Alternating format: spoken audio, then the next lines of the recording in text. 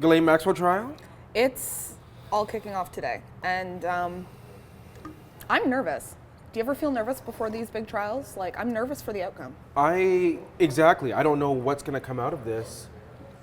Obviously, the case is around her, but there's so many other people that could be implicated. There are a lot of implications. Do you need some coffee, by the way? A little top up? Always need some coffee. Listen. Thank you. You're very welcome. She is connected to a lot of high-profile people, like we're talking Bill Gates, Bill Clinton, Prince Andrew of the British royal family. Mm-hmm. These are powerful names Donald that have been Trump. thrown around. Former presidents. Former that have been presidents. thrown around. Mm-hmm. So let's kind of break it down for people, because I know a lot of people are trying to really grasp and like really put their, about how big this is. Who is this person? We know that she's connected to Jeffrey Epstein, but where did this all begin? So she was a name herself before she was even connected to him. Her dad's a big name in British media. Yeah. Pretty shady guy, Robert Maxwell, and she was like a British socialite, like a little bit of an heiress, lots of money. Because he owned a publishing house. Yes, there. yes, Right. Yeah, he did. So she came from money. Yeah. She was already influential before she got connected to Epstein, and then he had all of his money, and basically if you know anything about Jeffrey Epstein and all of that, he's been charged with, he's dead now, but he was charged with trafficking underage girls and sexually exploiting them. Yeah, I mean, those headlines were all over the world. All over the world. And if you look at it from like a Canadian perspective, here in Canada, we have Paul Bernardo and Carla Homolka. Similar kind of situation, but on a large scale. Yeah. So she would go in, allegedly, Right. she would go in and she would recruit these girls. So some people are even saying they'd be driving down the street, she and Epstein would be driving down the street, and she'd see a good looking girl on the side of the road and get him to stop and give that young girl her business card. And I think this is so important for people to understand, like, this is not, allegedly, again, someone going up to somebody who's 25 and being like, hey, do you want to come on vacation here? This is going to girls who are underage. Some of these girls were 14. 14. So we're talking That's still high school. Not even. That's elementary school. That's elementary school. That's grade 8. 14 years old. Like, you are a child. You're prepubescent at 14. some of these girls who are now older, of course, have come out and they've talked about their story. Exactly. So she's been charged with 8 different counts. 2 of them are perjury, though. So all of the ones that are related to sex trafficking, there's 6 of them, she'll be tried for in this trial. They include conspiracy to incite minors to travel to engage in illegal sex, enticement of a minor, conspiracy to transport minors with intent to engage in sexual activity, sex trafficking conspiracy, sex trafficking of minors, and she herself isn't just accused of trafficking, bringing these girls to him. So what she would do would be recruit them and say, he needs a masseuse. And that's what these girls were recruited under, the pretense that they were going to be providing him with massages. Yeah. Once they got into that intimate setting where he's naked and they're, providing massage, then he would sexually assault them.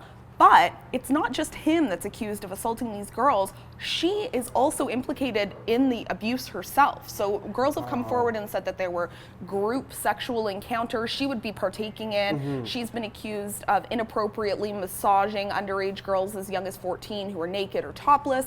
Like, she is very, very heavily embedded in this situation, is actually perpetuating these crimes against these young girls. You want to know what I always think about is, how long did this go on for? Like, a long time. Allegedly go on Allegedly. for. Yeah. A long time, at least from 94 all the way to 2004. At least.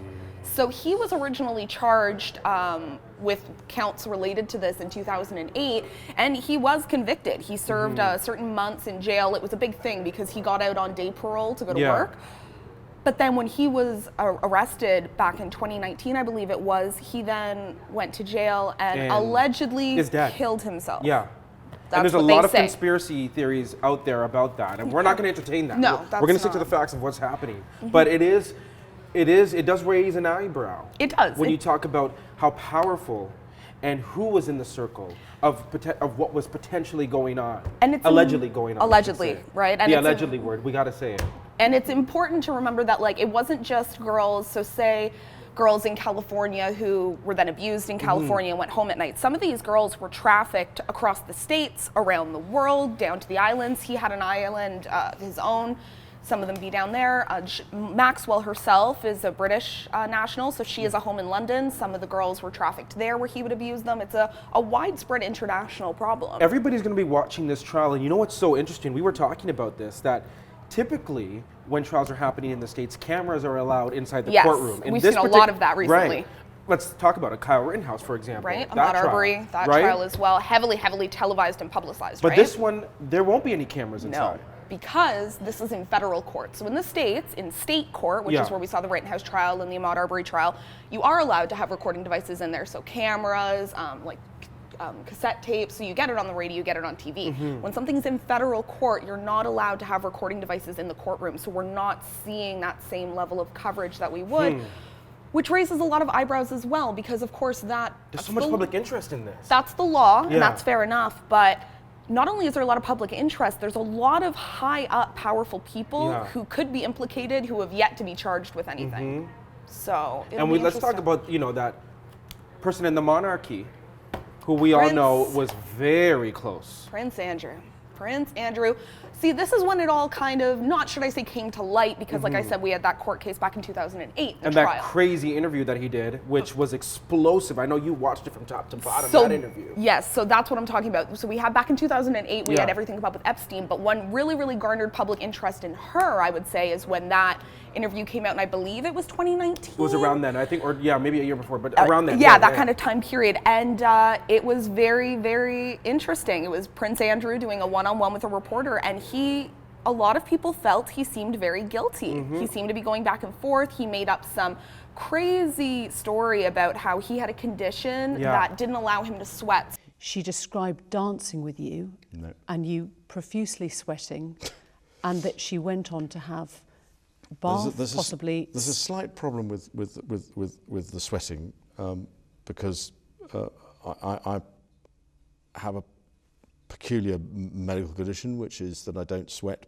or I didn't sweat at the time, and that was, yes, I didn't sweat at the time because I had suffered what I would describe as an overdose of adrenaline in the Falklands War when I was shot at. So the woman, Virginia Giuffre, who'd she had said that they had trafficked her to London from the States for him to abuse. He said that she was lying because she said that he was sweating profusely, but he had a condition that meant he couldn't sweat, so she must not be telling the truth. A lot of eyebrows raised after watching that interview. You know what?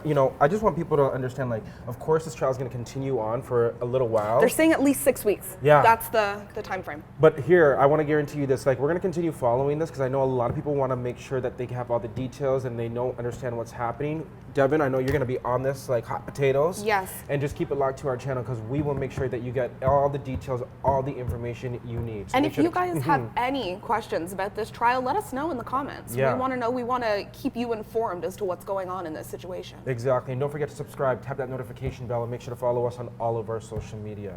Dev, good job on this one. Thank you. Let's get back to work.